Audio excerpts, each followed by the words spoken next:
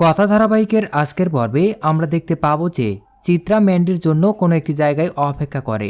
Mandy আসলে সে ম্যান্ডিকে তার পুরো প্ল্যান বুঝিয়ে বলে। এদিকে কথা কল্পনা করে অগ্নিপ নিজের হাতে তাকে স্বর্ণপদক পরিয়ে দিচ্ছে, সম্মাননা দিচ্ছে। কিন্তু কিছুক্ষণ পরেই কথা বুঝতে পারে এটা আসলেই তার কল্পনা, আসলে অগ্নিপ আসেনি। কথা মন খারাপ করলে হঠাৎ দেখতে পায় কর্তা দাদু আর বাড়ির সবাই এসেছে। এনারা কারা স্যার জিজ্ঞেস করলে কথা বলে আমার শ্বশুর বাড়ির লোক। এদিকে ম্যান্ডি এভিতে হোটেলে আসে, সেখানে যায়। এভি তাকে বলে তুই কিভাবে জানলি আমি এখানে? ম্যান্ডি এভিকে বলে একমাত্র আমি তোমার কথা ভেবেছি, আর সবাই তো কথাকে নিয়ে ব্যস্ত। আজ ওর গ্র্যাজুয়েশন ডে, সবাই সেলিব্রেট করছে। কথার রেজাল্ট বেরিয়েছে কিন্তু অগ্নি জানে না। এটা ভেবে অগ্নি মনে মনে বলে সো আনগ্রেটফুল। ম্যান্ডিকে এভি চলে যেতে বলে। ম্যান্ডি তখন বলে ঠিক আছে, আমি ঘরের বাইরে ওয়েট করছি, কিন্তু তোমাকে এখানে রেখে কোথাও যাব না।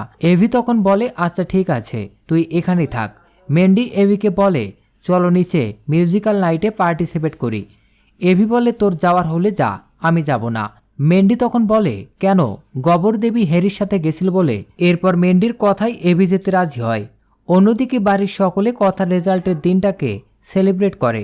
সবাই কথাকে বেস্ট উইশেস জানায়। কথা জিজ্ঞেস করে পাচক মশাই বাড়িতে ফিরছে কিনা। কর্তা দাদু বলে ফিরবে কথা মা, তুমি চিন্তা করো না।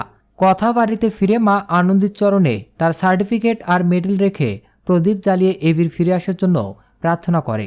ঠিক তখনই বাতাসে প্রদীপটা নিভে যেতে গেলে কর্তা দাদু হাত আগলে রাখে।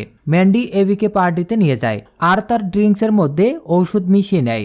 এভি বলে আমি খাই না, তুই জানিস এটা। ম্যান্ডি এভিকে বলে তোমার এখন সব ভুলে যাওয়া দরকার, এটা তোমাকে হেল্প করবে সব ভুলে যেতে, ট্রাস্ট মি। তো দর্শক, এই ছিল কথা ধারাবাহিকের আজকের আপডেট। পরবর্তী আপডেট সবার আগে পেতে আমাদের চ্যানেলটি এখনই সাবস্ক্রাইব করুন।